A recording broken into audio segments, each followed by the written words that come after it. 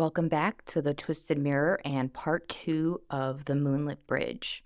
I just quickly wanted to mention something I forgot at the intro of part 1, and I always like to give credit where credit is due. And that is that this story was inspired by a short story by Banana Yoshimoto called Moonlight Shadows. It is not a horror story, it's actually a bit of a magical realism or surreal story. The story itself really resonated with me and the emotions that came along with it. And as usual, I like to put a dark spin on things. And so that's how this story came to be. And just a few quick reminders. You can follow Twisted Mirror on IG, TikTok, Facebook, where there is both a group and a page. And if you would like to support the podcast, get episodes early, more experimental content, and these multi-parters like this one all at once, you can go to twistedmirrorpodcast.com, and there are links to all this stuff. Also, reviews are really helpful. It just helps me get new listeners, and people who are on the fence, they check out those reviews and they see some positive stuff and they'll give it a listen. So if you could just pop in and do star review or rating, that would be immensely helpful. Oh, and I don't mention this often enough, but I am taking submissions. If you have short ones, I'm trying to put together an episode with multiple shorter stories. I have a couple of really short ones, and I'd like to add some so that I can do a full-length episode with your stories. So you can just go to the same website, twistedmirrorpodcast.com, and submit your story there through the submissions link. All right, on to part 2 of the Moonlit Bridge. You are now staring into the Twisted Mirror.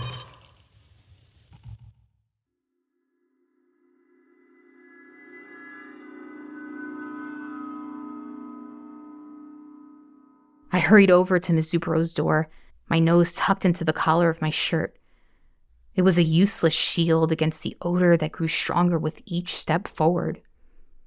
I tried to remain hopeful, but the sick feeling in my gut wasn't just a reaction to the stench. When I pulled the door open, the hot, sweet, musky, putrid, acidic smell of death and vomit engulfed me. It settled on my taste buds and carried through my nose to the back of my throat, triggering me to cough in a failed attempt to purge it from my airways. I wish I had stopped there. "Miss Dubrow?" I eked out again, doubtful a response would come. I crept along the long hallway that served as the main artery to the long pre-war apartment, like an unwelcome intruder.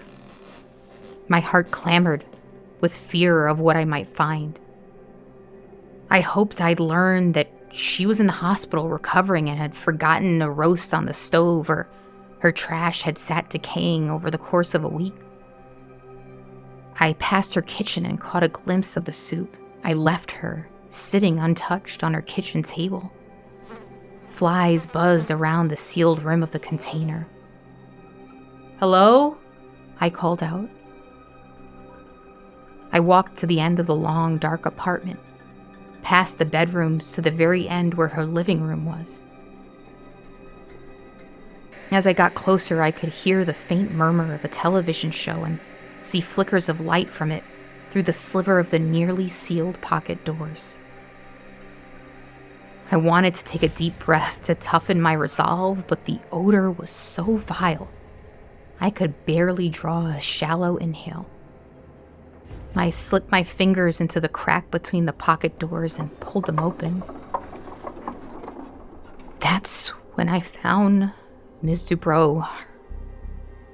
Her face, or what was left of it, was contorted into a rictus howl, like she was frozen in a raging cough. The corners of her mouth were torn, as if she had so violently opened her mouth for air that the skin had split. Crusted vomit had dried on her clothing and on the floor. What were once the whites of her wide open eyes were now an opaque, bright red, and they were locked in a look of fear and desperation. Long claw marks ran along her neck and chest. I would later learn from her scratching at herself while gasping for air.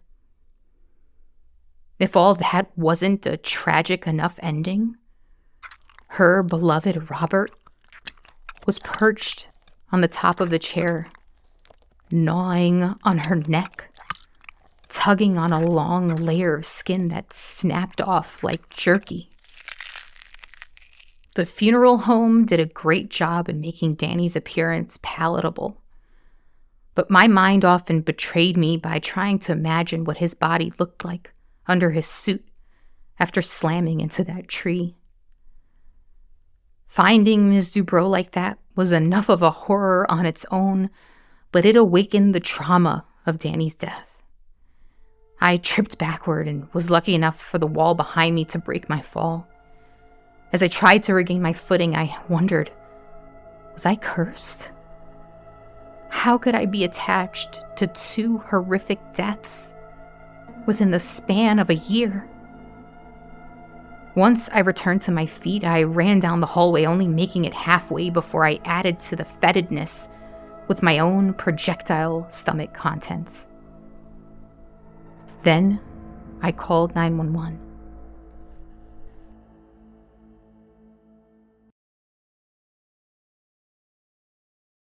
Distraught as I was, I still saw Danny that night. I needed to see him that night. This time we stayed in the present. He knew Ms. Dubrow, and he was the only person in the world whose comfort I wanted. As I sat with him on the bridge in his embrace, my sobs finally calming, his facial expression told me he was holding on to something. "What's in your mind?" I asked. "I think we need to slow down." I sat up. "What? Why?" "I just know that what we're doing isn't fair. We're not supposed to cheat like this. Slim, don't you wonder if there's a cost? If there wasn't, everyone would be doing what we're doing, wouldn't they?" The psychic's warnings that I had all but forgotten came back to me. The universe would seek balance. I wanted to believe our love was rare, that it was the best, that it was special. Maybe it was. But our love alone wasn't what allowed us to meet every night at the bridge. That came from a woman I barely knew, and she warned me that there would be consequences. I pulled myself from his arms to turn and face him. "You aren't suggesting that Ms. Dubrow, that she died because of us?" "I don't know why she died. I don't even know how I'm here. You said she started getting sick the day I first came back. Nothing is free, Slim." "You're right. It isn't. I paid that psychic plenty." My poor attempt at morbid humor didn't sidetrack Danny's concern. "I don't believe that. That's some BS New Age mumbo-jumbo. You're sitting here next to me and you don't believe that?" He raised an eyebrow. "Okay, smartass, but seriously. She was old and she had whooping cough. That's a far more likely cause of death. Besides, can't you see all the things that could happen to us? Don't you know things now?" "That's not how this works. I didn't get an instruction manual. I honestly couldn't articulate it other than to say I have lived. I live all of our pasts, presents, and futures. But not this here on the bridge. Never this. Maybe because it's not natural, Slim. This is an aberration." "We'll keep an eye on things," I suggested dismissively. I was not giving up Danny, not based on an absurd hunch. Ms. Dubrow was gone and nothing would bring her back anyway. Danny knew how stubborn I could be, and he dropped the subject. In some ways, the minor disagreements in the present world, universe, timeline, whatever you want to call it, made me feel all the more that I had Danny here with me. He wasn't a ghost. He was my fiancé existing alongside me in this physical world. And we still had the little disagreements couples sometimes had. That night, he took me to a movie that will come out someday for which Dwayne "The Rock" Johnson will win an Oscar. Yeah, I didn't believe it until I saw it myself either. I didn't even think about Danny's theory again until Harper at the bakery died about a week later. I saw Harper almost every morning as part of my routine of grabbing a coffee and the occasional sweet. But one day, she wasn't at a regular shift. Harper was my first employee when I opened the bakery, and she stayed there even after I left. She was one of those people who you could always rely on, so when she was out sick for 6 days and one of the workers mentioned she didn't even bother to call in on the 7th day, I insisted someone check on her. Harper was found in her studio apartment by her landlord. Rumors had spread that her face was contorted in a horrific manner. Her neighbors had told the new owner of the bakery that she had barely left the house during those last days, but when she did, she had a violent, jarring cough. At her funeral, I learned through whispers that her ribs and jaw had dislocated. I couldn't ignore the strong coincidence, but I still wasn't convinced. What did an illness have to do with Danny coming back to me? I couldn't just stop seeing Danny based on such a wild suspicion. I know it might sound callous or uncaring, but think of the person you love more than anyone in the world. Would you cut them off because some other seemingly unrelated person you knew died? Even if you had a sneaking suspicion it was all somehow related, how many lives would you trade for theirs? I bet more than you'd like to think.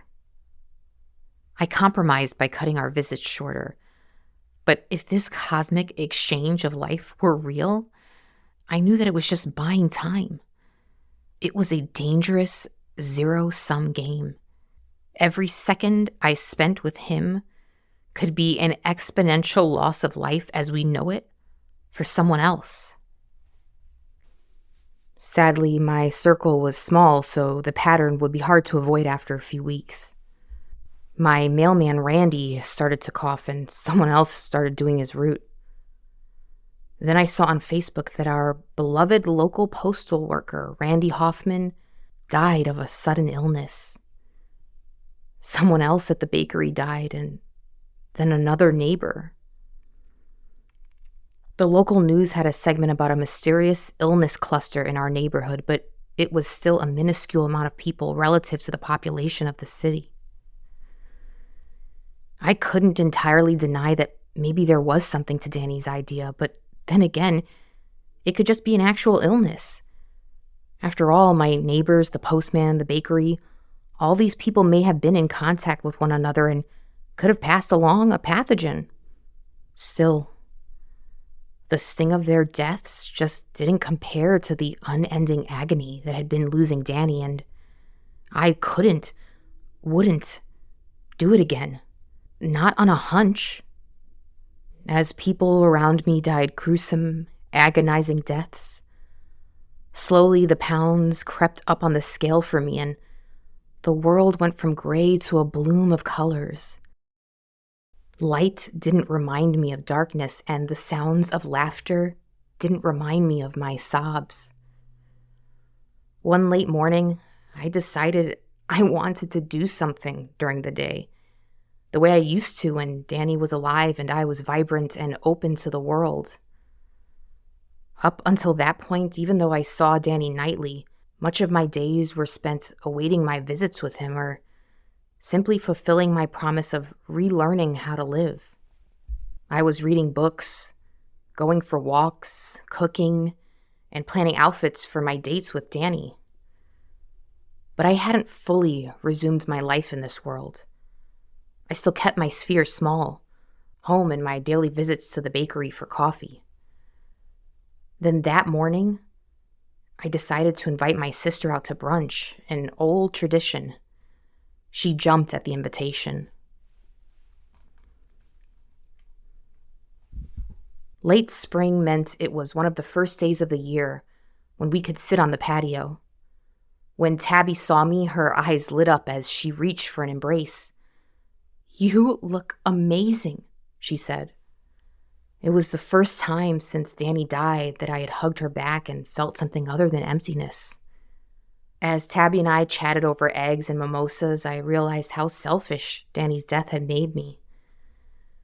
I had pulled out of her life, choosing to live in sustained agony, but she had to continue living day to day without her sister. There was so much that had happened in those months that I hadn't thought to ask about. It felt good to care again, to see other people's joy and not feel envy. I spent much of the meal asking questions about her, catching up on the past months of her life when my sorrows had become the center of attention. She told me about her new job teaching kindergartners and how much she loved watching those innocent children explore the world around them. She had started seeing a guy that she really liked, something she admitted sheepishly. I felt guilty that my fragility made her hide such a positive new development in her life. Wallowing in my own misery made it difficult for the people I love to fully share their joy. After that part of the conversation waned, Tabby shifted the focus back onto me. "Well, anyway, what's going on with you? You're glowing." She looked down at my half-eaten plate. "You look so good, healthy." "Oh, it's nothing." Try as I might, I couldn't pull back the smile that slid across my face. "Wait a minute. Are you—" She cut herself off, afraid that if she was wrong, I might be offended. "Seeing somebody?" "No," I insisted, but I smiled devilishly. I couldn't tell her about Danny. For one, she'd think I had officially lost my mind. Two, part of the deal with that psychic was that I speak to no one about it, and I would absolutely not risk breaking whatever magic shit was going on. "I don't believe you. You look like you're in love." A violent coughing fit interrupted her sentence. At first, I thought she had choked on her saliva or something, but it became something unlike I had ever seen. She was fine, and then she was hacking interminably. Dry air scraped the inside of her airways like metal claws so angrily that I cringed in sympathetic pain. People in the restaurant began to stare, and a server came in with fresh water. She tried to wave him away. I'm fine.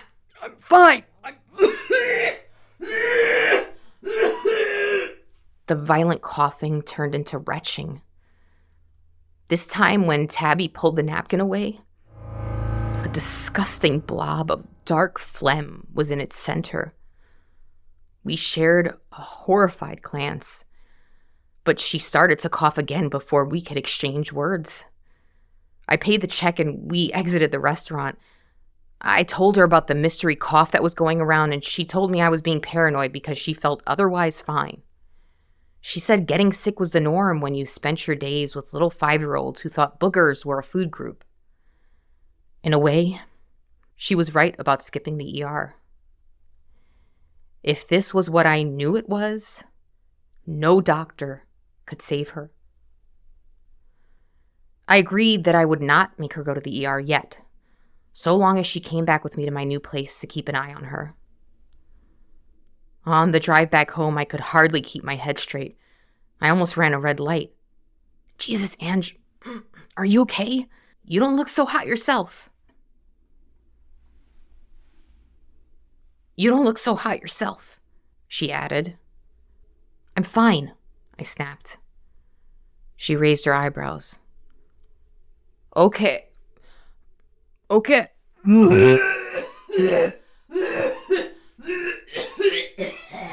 Another coughing fit. I rubbed her back as she hacked more blackish phlegm into a tissue. Still, she refused the ER. After nearly running the red light, I tried my best to exude calmness. Inside, my thoughts were still racing. I could not let Tabby suffer the fate I saw coming, but I didn't understand. How could I keep both Danny and Tabby? I tucked my sister into bed, humidifier running, where fatigue overtook her within minutes. Once I heard the gentle click of the bedroom door securing as I locked it, I erupted into frazzled pacing in my living room. No, I murmured to myself. I couldn't lose Danny again, but I couldn't lose Tabby. I took a deep inhale. Okay, I said resolutely. I went into the spare room. It used to be Danny's old office, and his drafting table still stood in the middle. In a closet full of all of his work materials, I had a small safe hidden. I unlocked it and pulled out a wad of cash. I grabbed the jacket and marched toward the door, and that's when it caught my eye. The 2 envelopes I had cast aside when I realized Ms. Dubrow was in trouble. They had slid and fallen behind the entry table, making them easy to put out of mind. I had recommitted myself to the world of the living, and inside of them was death. But had I really? I had convinced myself I had returned to the world of the living, but nevertheless, death followed. I knelt down and pulled the envelopes out of their hiding place. Just as the psychic sign had called me on my aimless walk, I felt the pull of the reports. It was time to read them. If I would fully accept Danny's life, I had to accept the totality of his death. I was ready to know everything. And maybe something in those documents could help me save Tabby. I peeled open the flaps and slid each report out. What followed was the confirmation that I had been lied to.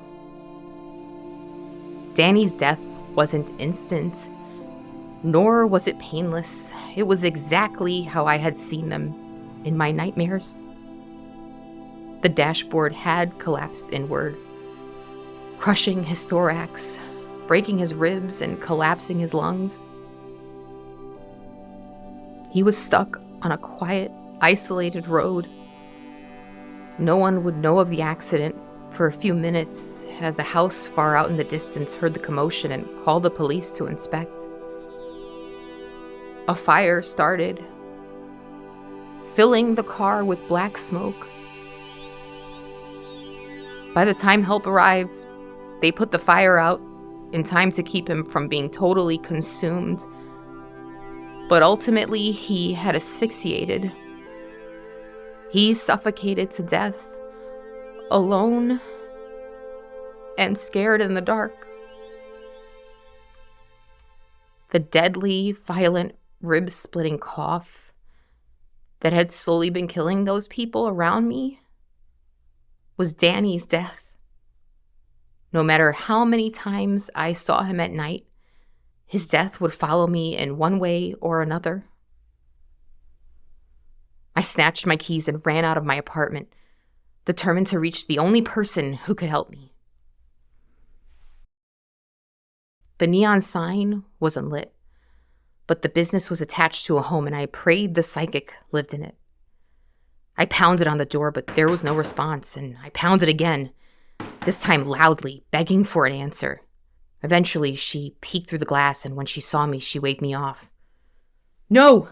Open the door!" I insisted, banging the door with the side of my fist, rattling the glass almost to the point of shattering it. The woman cracked the door open and poked out her head. I shoved my foot through the opening to stop her from closing it on me. Please listen. The thing you did, it worked, and I am so appreciative. But I need your help. I see him every night. He shows me our future and even the past. I have him again, but People are dying. I know it's because of me bringing him back. You said there would be consequences. And now, my sister...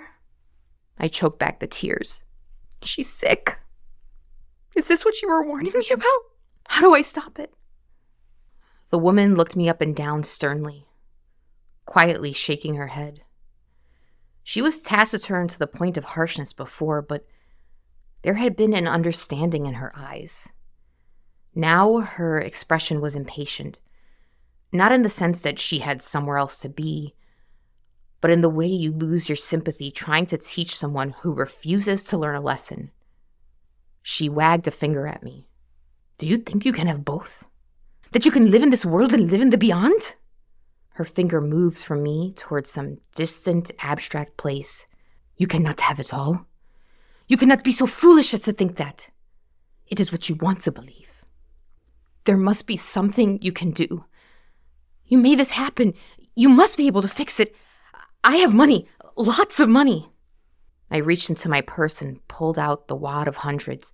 There's more, lots more. She glowered at the cash like I was holding a handful of horse shit. Money cannot fix this. And I did not do this. I simply guided you towards it. You could have stopped at any point.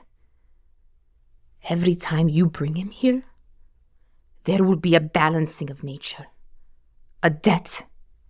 Every minute you spend with him takes away from someone else in your life exponentially. The greedier you are, the more it will take back. But this, you already know. You simply do not care. You bring him into the world of the living and your world becomes one of the dead. If he is given life, it must be taken from someone else. That is it. She pulled up my chin, making sure I would look into her vivid eyes. I cannot help you. Only you can save her. I only know if she is still alive, then it is not too late.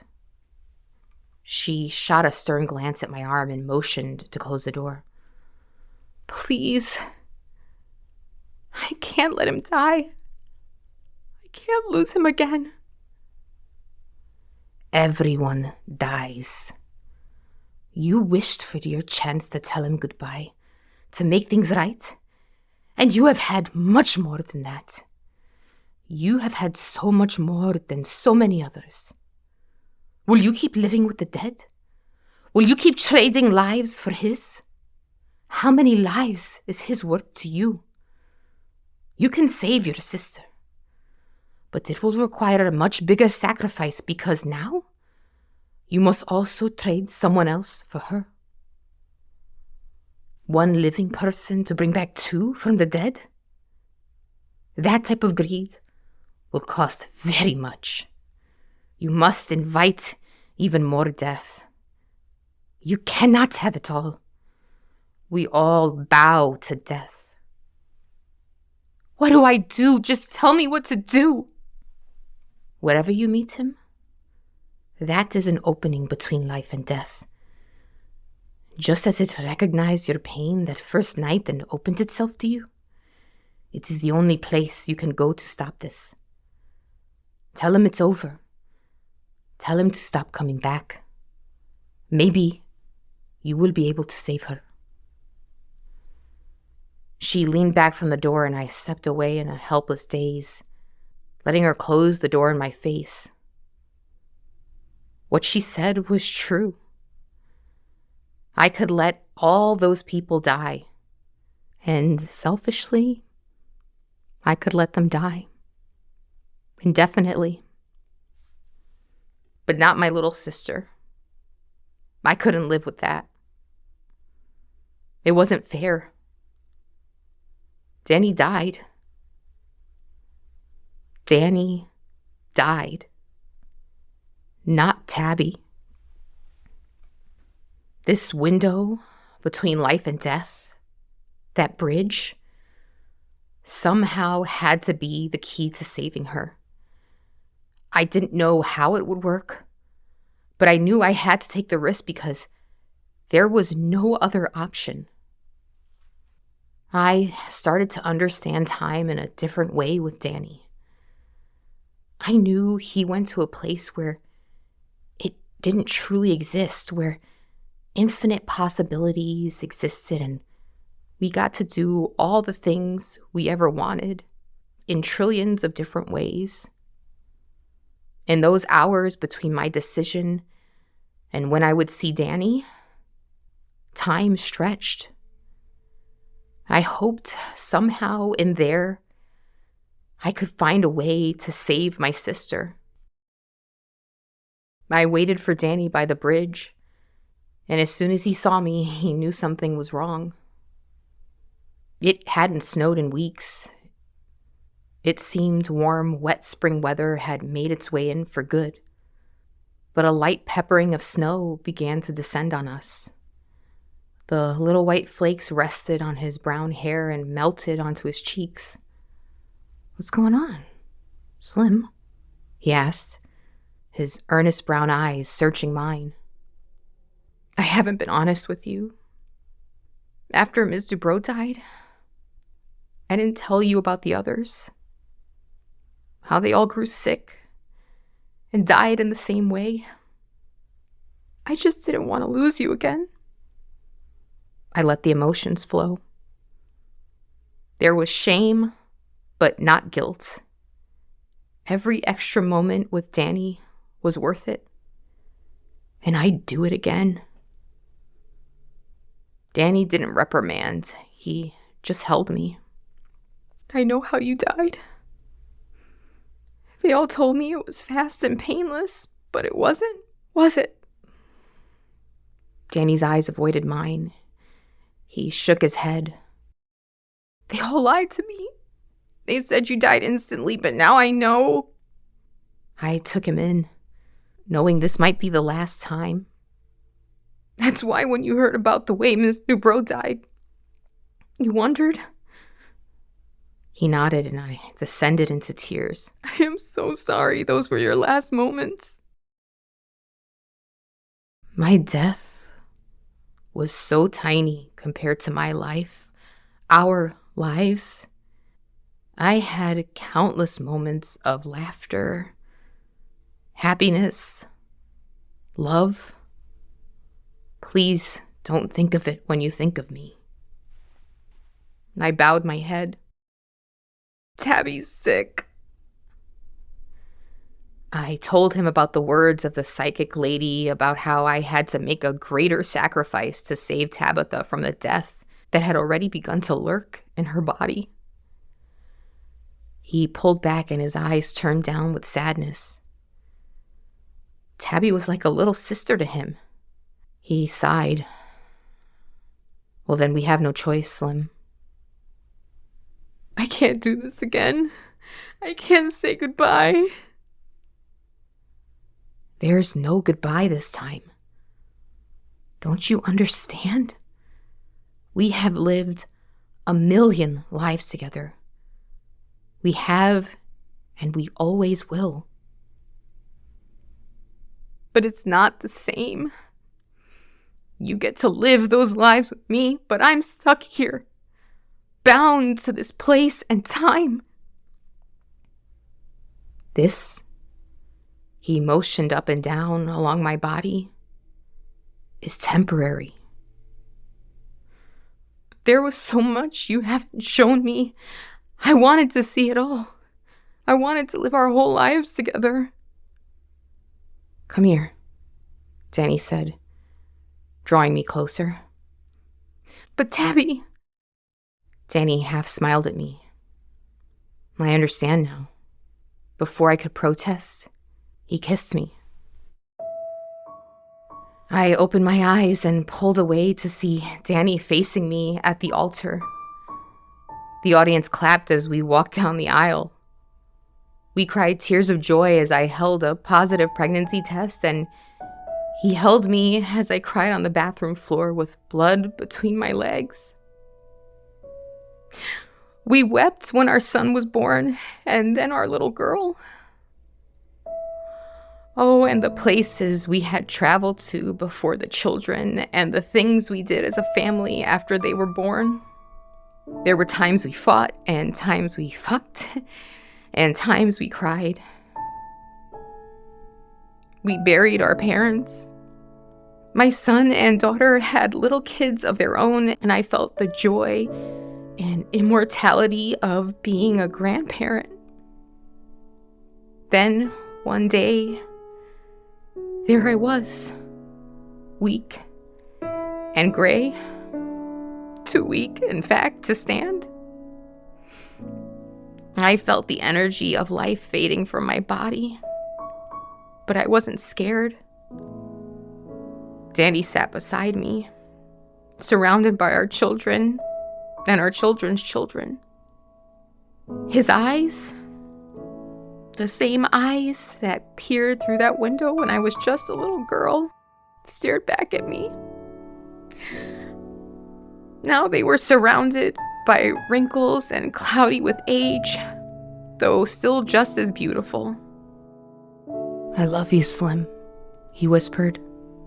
"There is no beginning or middle or end. We will always be." I drifted farther from him and the room where my family stood vigil. I floated into a blissful abyss, my corporeal form becoming irrelevant. This is temporary. There was complete peace, only for a fraction of a moment, and yet infinite. I had lived every single moment I thought I had lost when Danny died. I lived every second of those 55 years in real time. It wasn't just a flash, but a full, rich life with every scent, taste, and sensation. I gasped as I opened my eyes, pulling away from Danny's kiss. I had lived and died, and here I was. Finally, I understood the calmness he brought to our nights at the bridge. I understood why he didn't need to forgive me. Forgiveness was irrelevant.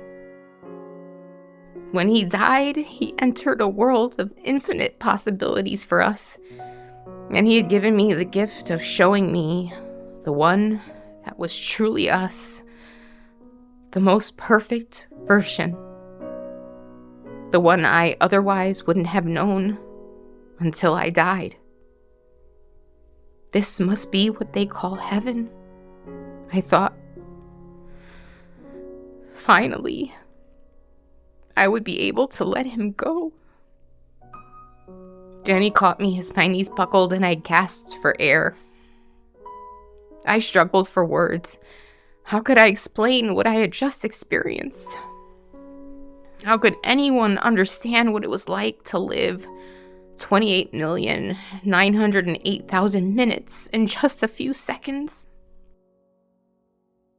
But as I regained my composure, I realized I didn't have to explain it to Danny. He already knew. We had an amazing life. I whispered to him with a tearful smile. That we did, Slim. What about Tabby? Her life wouldn't be the token the universe would exchange for this. What a gift it has been to love you, I said, clasping his warm hands and holding them against my tear-stained face, reminding myself one last time that he was really here. I'd say goodbye, but there's no such thing, Danny added. Because you're always here. He smiled. Always.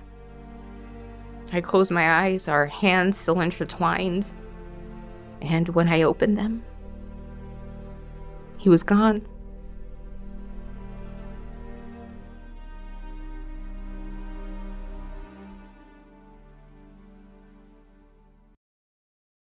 I walked home through the desolate, snow-kissed night. I had no fear. I felt younger than I ever had, having known what it felt like to grow old and sickly and then be thrust back into a fit, healthy body. Yet I retained the wisdom and experience of someone who had lived a complete life. I approached my apartment and quietly, but hurriedly, let myself in. There I found Tabby asleep in my bed, still breathing and peaceful. It was surreal seeing her young skin again after just having seen her skin wrinkled and her hair gray. I stood over her, observing the reversal of time on her skin. Would I ever get used to being young again? To seeing people I had watched grow old, re-enter their prime? Tabby stirred, and when she saw me, she yelped in shock. "Jesus Christ, Ange!" She rubbed her eyes and groggily asked me for the time. "Sorry. I was just checking in on you to see how you were feeling." "Well, if it's possible to scare the flu out of someone, I think you just did it." She took a deep breath to test her lungs. "I actually feel much better. I think I'm turning a corner. Working with a bunch of 5-year-olds really fortifies the immune system." She cleared her throat a few times to check, and there was no cough, as even she seemed shocked at how quickly her sudden illness came and went. Tabby glanced at the time. 5 in the morning? I shrugged. Couldn't sleep. It was then that she must have noticed my eyes were red. She sat up and put a hand on my arm. "Hey, are you okay?" "Yeah, I'm actually really good. I'm feeling a lot right now." She gave me a knowing smile and lifted the covers. "Well, get in. I left a message calling in sick since I felt shitty, and there's no way I'm getting out of bed at 5 in the morning on a sick day." And I kicked off my shoes and pants and hopped into her bed. The first time I had slept in it since Danny died. We used to do this on girls' nights, and it felt like all was finally right again. "No. Oh, God, no." I rolled over as I stirred awake and noticed Tabby's side of the bed was empty. "This can't be happening." I registered it was Tabby's voice that woke me, and in that instant I shot up from the bed. I knew from the tone of her voice that she was devastated. I ran to the doorway of the bedroom, and she had her cell phone in one hand, the TV remote in the other. She had sunken down to the floor. The local news droned on in the background. "Tabby, what's wrong? What happened?" "The babies." Her chest heaved with sobs, and because she could no longer speak, she pointed to the TV to speak in her stead. It took me a minute to collect the facts. There was aerial footage of a crash on some wooded road. The chyron read, "School bus for Elizabeth Wheaton Elementary School plummets off ravine." It took me a minute to gather the pieces. That was my sister's school where she taught kindergarten. "Oh my God, Tabby." I ran over to her and pulled her to her feet and wrapped my arms around her. She buried her head in my neck and wailed. In between racking sobs, she told me, "That was my boss on the phone. They're all dead. 27 children and the driver." She howled in grief, and I let her dissolve in my arms. The footage cut back to the news anchor who recapped what they knew.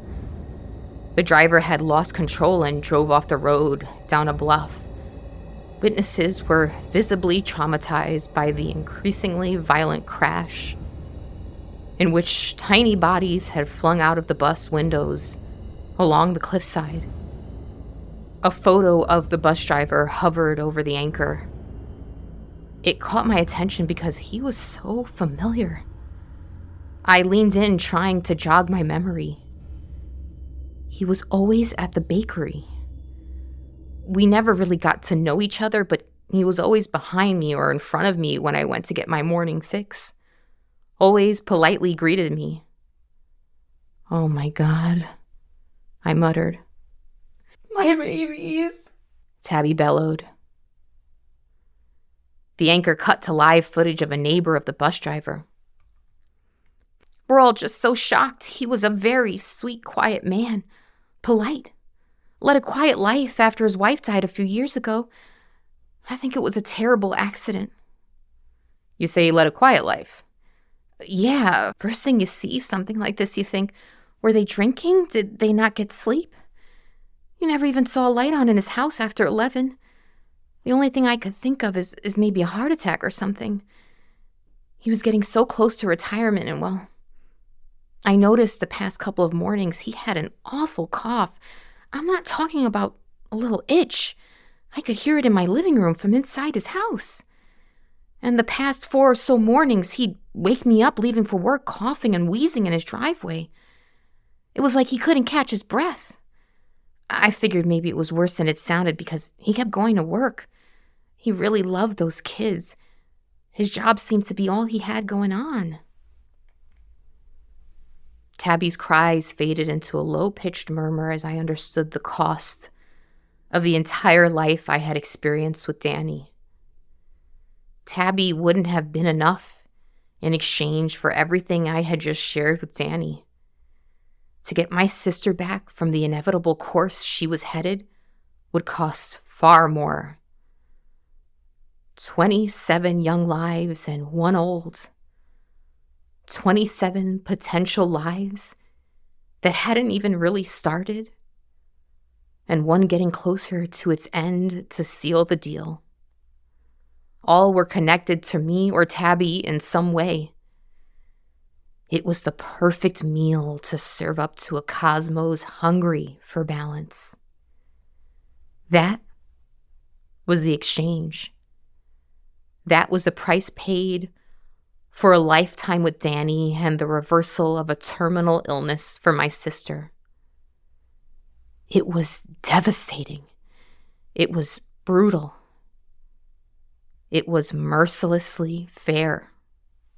What happened was an unmitigated tragedy. But I knew things now. Things I could tell myself to soften the blow. Things like, there is no beginning, middle, or end where they are. They will live an infinite amount of lives. They are still here. I don't understand it, but I know it. If Tabby knew what I did, if she knew the price I was willing to accept to see Danny again, I would feel shame, but I would not feel guilt. Sure, you can sit there and judge me for cheating the system we all should be bound to. Life and death. We all have to go, and most of us don't decide when. We don't get to set the terms on how we'll lose those who we love. Danny didn't. Not the first time around. But we had the rare opportunity for a do-over. To say goodbye on our terms. So as I held my sister in my arms, her body twitching with choked sobs, the simple truth remained. If, on that first day, as I sat in that psychic shop, yearning for Danny, I had been told the full cost, I would trade every one of those lives again.